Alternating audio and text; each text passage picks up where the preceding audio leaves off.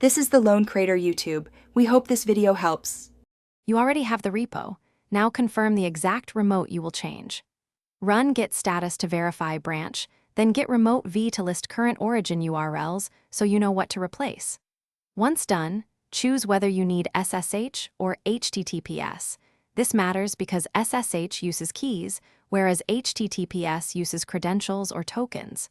Make sure you have the new repository URL copied to your clipboard and that any required SSH keys or personal access tokens are ready before proceeding. You will run the command to update origin. Type git remote set URL origin new URL to swap the URL in place, which preserves settings and hooks. If you prefer a clean slate, remove then add.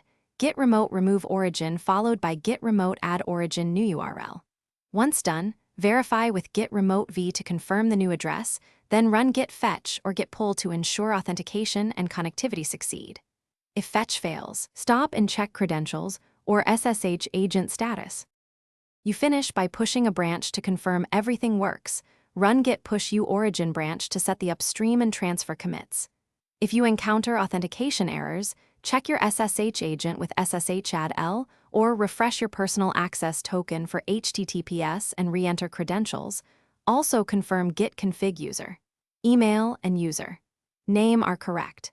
If the URL was entered incorrectly, simply repeat git remote set URL origin correct URL or remove. Thanks for watching. Consider subscribing if we helped you.